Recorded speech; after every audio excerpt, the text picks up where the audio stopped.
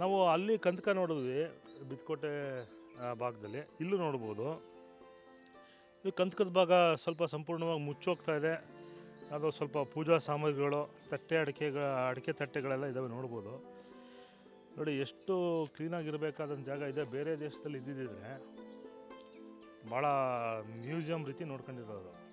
ಇಲ್ಲಿ ಮ್ಯೂಸಿಯಮ್ನೇ ಕಸದ ತೊಟ್ಟಿ ಥರ ನೋಡ್ಕೊಂಡಿರೋ ಥರ ಕಾಣ್ತಾ ಇದೆ.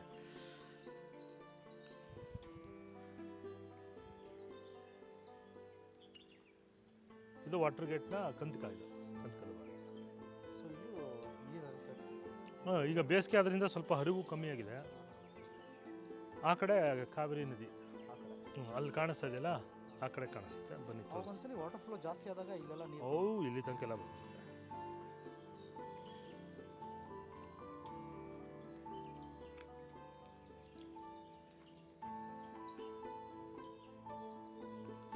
ನೋಡಿ ಕಲ್ಲಿನ ಕೋಟೆ ನಿರ್ಮಾಣ ಅಲ್ಲೂ ಕೂಡ ಸ್ವಲ್ಪ ಅಸ್ಪಷ್ಟವಾಗಿ ಕಾಣುತ್ತೆ.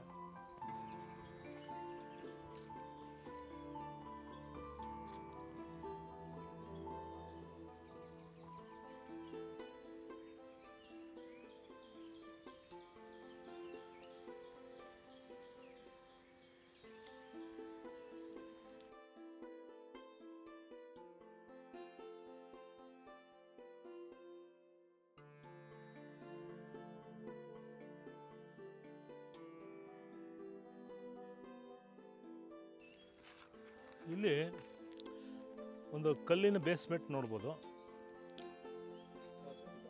ಇದು ಕಲ್ಲಿನ ಬೇಸ್ಮೆಂಟು. ಇದು ಕೂಡ ಕೋಟೆಯ ಭಾಗನೇ. ಇದು ಸ್ವಲ್ಪ ರಹಸ್ಯವಾದಂಥ ಮಾರ್ಗ. ಊರಿನ ಜನಗಳಿಗೆ, ಸೈನಿಕರುಗಳಿಗೆ, ರಾಜನಿಗಷ್ಟೇ ತಿಳಿದಂಥ ಜಾಗ. ಬ್ರಿಟಿಷರು ಇಲ್ಲಿಂದನೇ ಮುದುಕಿ ಹಾಕೋದು ಶ್ರೀರಂಗಪಟ್ಟಣದ ಒಳಗಡೆಗೆ. ಇಲ್ಲಿ ಆಮೇಲೆ ರೈಲ್ವೆ ಸ್ಟೇಷನ್ದ ಆಚೆಗೆ ಡೆಲ್ಲಿ ಗೇಟ್ ಅಂತಿದೆ. ಬಟ್ ಪ್ರಮುಖವಾಗಿ ಇಲ್ಲಿಂದ ಮತ್ತು ಬಿದ್ಕೋಟೆ ಮುಖಾಂತರನೇ ಬರ್ತಾರೆ. ಅಲ್ಲೊಂದು ವಾಟರ್ ಗೇಟ್ ಈ ಕಡೆಯಿಂದನೂ ಎಂಟ್ರಿ ಆಗುತ್ತೆ. ಎಂಟ್ರಿ ಆದಾಗ ಏನು ಮಾಡ್ತಾರೆ, ಇಲ್ಲೇ ಯುದ್ಧ ಆಗುತ್ತೆ. ಟಿಪ್ಪು ಸುಲ್ತಾನ್ ಏನಾಗಿದೆ ಅಂತ ನೋಡೋಕ್ಕೆ ಬರಲಾಗಿ ಇಲ್ಲಿ ಎಲ್ಲ ಅಟ್ಯಾಕ್ ಮಾಡಿದ್ರ ಫಲವಾಗಿ ಯುದ್ಧದಲ್ಲಿ ಟಿಪ್ಪುವಿನ ದೇಹಾಂತ್ಯ ಆಗುತ್ತೆ. ಮತ್ತು ಇದು ಕೋಟೆ ಕೆಲ ಭಾಗ ಬಿದ್ದಿರೋದು ಇಲ್ಲೂ ಕೂಡ ನೋಡ್ಬೋದು. ಇಲ್ಲ ಇದು ಡ್ಯಾಮೇಜು ಈ ಕಡೆಯಿಂದ ಆಗಿಲ್ಲ ನಿಮಗೆ. ಆಲ್ಮೋಸ್ಟ್ ಆ ಕಡೆ ಆಗಿದೆ ಡ್ಯಾಮೇಜ್. ಇಲ್ಲಿ ಯಾವುದೇ ಅಂಥ ಪಿರಂಗಿ ಏಟುಗಳು ಬಿದ್ದಂತಹ ಕುರುಗಳಿಲ್ಲ.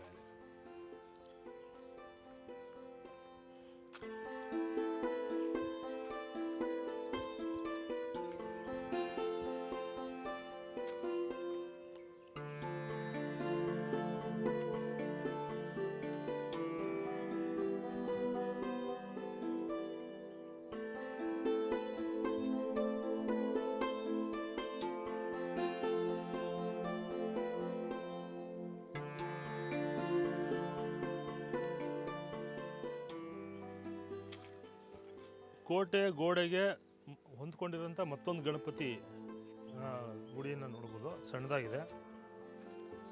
ನಿಮ್ಗಾಗಲೇ ಅಲ್ಲಿ ನೋಡೋದಲ್ಲ ಬಿದ್ಕೋಟೆ ರೀತಿ. ಮತ್ತು ಕೋಟೆ ಗೋಡೆಗೇನೆ ಅಂದರೆ ಕೋಟೆಯ ಕಲ್ಲಿನಲ್ಲೇ ನಿರ್ಮಾಣ ಆಗಿರೋಂಥ ಗಣಪತಿ. ಹೇಳಿದ್ನಲ್ಲ 8 ಕಡೆ 8 ದಿಕ್ಕಿನಲ್ಲಿ ಗಣಪತಿ ಆಂಜನೇಯ. ಈಗ ನಾವು ಆಂಜನೇಯ ನೋಡಿದ್ವಿ, ಅದೇ ರೀತಿ ನಿರ್ಮಾಣ ಆಗಿರುತ್ತೆ ಇಡೀ ಸುತ್ತ ಕೋಟೆಯಲ್ಲಿ.